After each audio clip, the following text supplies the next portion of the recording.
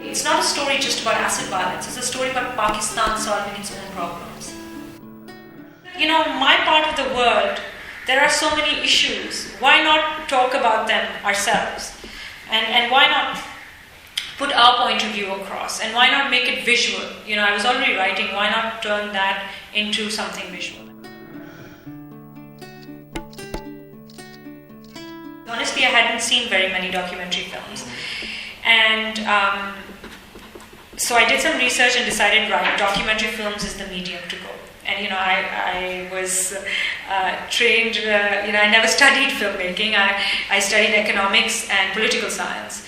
And so once I decided, right, I'm going to make documentary films, I went online and did a lot of research on how you make films, what does a documentary film look like. And then I came to Karachi in December 2001 and noticed immediately that there was an influx of Afghan refugees because of the bombing that had started in Afghanistan. And what really stood out was the children. And I started thinking, what about the next generation of Afghans? Like, what kind of life will they have? So I took photographs of them, and I met several of them, and I wrote up their bios. And then there was a friend of mine, Mo Naqvi, who was also graduating from college, and he said, well, we thought about it, we said, why don't we work together on our first film?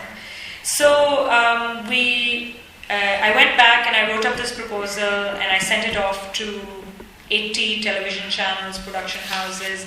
Anybody that had a name TV attached to it in the US got a letter from me.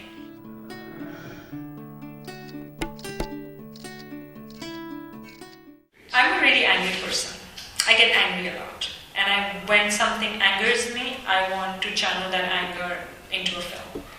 Because I want people to know about it, the issue, I want people to get educated about it, and I want someone to do something about it. Like, someone should do something about it. And so instead of ranting and raving, I make a film. So if you look at all the films that I've done, not one of them can you say is a frivolous film.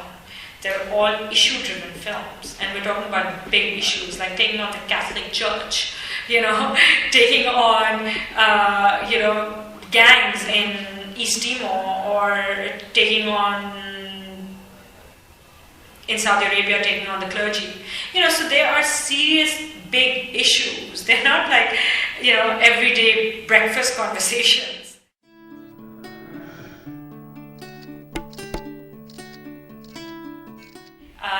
My father passed away on the day that I was supposed to get the Emmy.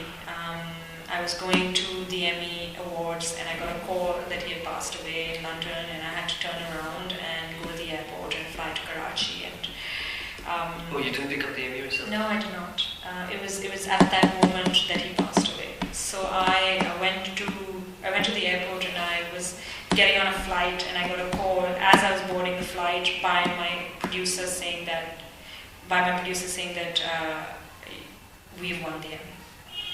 So it was really interesting, because my father, the day before, who I'd spoken to him on the phone, and he said, so you won the Emmy? And I said, no, Dad, I'm going to New York, I'm about to land, and it's tomorrow. And he said, no, I saw that you won the Emmy. And I laughed it off, and I was like, no, I haven't won the Emmy. And I was sitting there, and as I was boarding the flight, I was thinking, my God, he knew before he died. It's unbelievable. You know, it's a huge honor to win an Emmy, being a Pakistani and coming from where I've come from. But at that moment, of course, it wasn't meant to be that I wasn't meant to be there.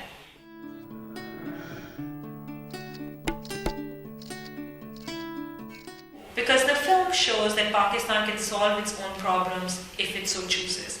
It shows a very powerful female lawyer who fights the case of one of our lead characters, Zakia. It shows how female Pakistani politicians hear their testimony, draft a bill, put it in parliament, get it passed. You know, it shows a Pakistani British doctor giving back to his country. It shows that one issue is being tackled by so many people from so many fronts that a solution arises, that it's possible to prosecute the men who do this, to have harsher sentences, to have a court system that supports these women. A non-profit, Acid Survivors Foundation, rehabilitates them. A doctor operates on them. So it's a full story. It's not a story just about acid violence. It's a story about Pakistan solving its own problems.